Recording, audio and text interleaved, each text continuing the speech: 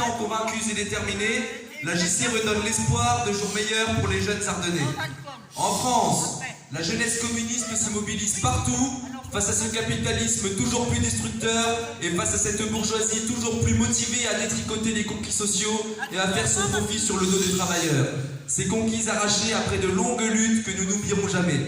Tout comme le grand parti communiste français, la jeunesse communiste entre dans sa 100e année. 100 ans de lutte auprès du parti communiste, 100 ans de lutte auprès de la CGT, 100 ans de lutte auprès de la CNL, 100 ans de lutte auprès de l'ARAC, 100 ans de lutte auprès de notre journal L'Humanité, 100 ans de lutte auprès des travailleuses et des travailleurs. La jeunesse communiste a toujours été au front pour combattre le fascisme, la guerre et la classe exploiteuse. Grâce à vous, cet héritage traverse aujourd'hui nos esprits. C'est pourquoi, au nom de la jeunesse communiste des Ardennes, je tiens à vous dire que nous défendrons ces 100 ans de lutte ainsi que nos racines.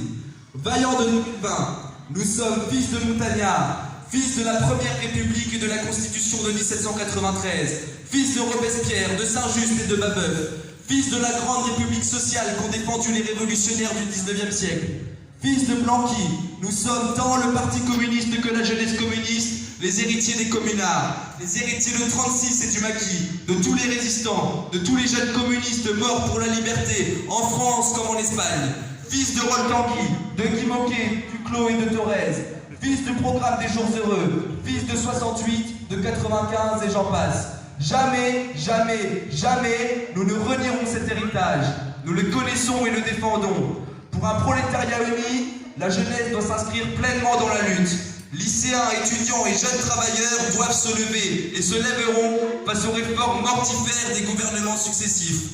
Voilà ce que certains appellent la démocratie. Entre la droite réactionnaire et la gauche sociale-libérale représentée par le Parti socialiste, le seul vote possible est le vote communiste. Pour finir, dans sa perspective internationaliste, la jeunesse défendra corps et âme les républiques populaires et démocratiques, tant en Amérique du Sud, en Afrique qu'en Asie. Notre amour de la patrie s'allie parfaitement à notre internationalisme sans faille. Nous ferons toujours le choix de ce qu'ils appellent dictature face à ce qu'ils nomment démocratie, si la première est du prolétariat et la deuxième de la bourgeoisie. Merci à vous, merci pour toutes vos conquêtes, toutes vos luttes, tous vos jours de grève. Aujourd'hui, nous nous battons pour le retrait de la réforme des retraites. Demain, nous fêterons l'avènement d'une société nouvelle. C'est sur les mots de Krasuki que je terminerai. Dans son livre Syndicats et lutte de classe, il écrivait: aimer la classe ouvrière, combattre pour elle de tous les lands dont on est capable, cela ne demande pas l'aveuglement mais la lucidité. C'est apprendre à le faire bien pour la conduire non à la défaite mais au succès. Nul n'est plus riche de sentiments élevés que ceux qui s'y consacrent. Sinon, comment le pourrait-il? Mais nul ne réagit aussi vivement lorsque l'on prétend opposer ses sentiments à la raison et à la connaissance sans lesquels ils sont voués à leur faire des bonnes intentions. Et s'il n'y a rien de plus beau, de plus digne d'être vécu que cette vie-là et ce combat, c'est parce que son but est grand et qu'il faut tout à la fois le cœur et l'intelligence. C'est bien pour cela que la jeunesse communiste est indispensable. Sa beauté réside dans son indépendance. Elle se doit de former les futurs militants et les futurs cadres de toutes les organisations révolutionnaires et communistes citées plus tôt, qu'elles soient politiques, syndicales ou associatives.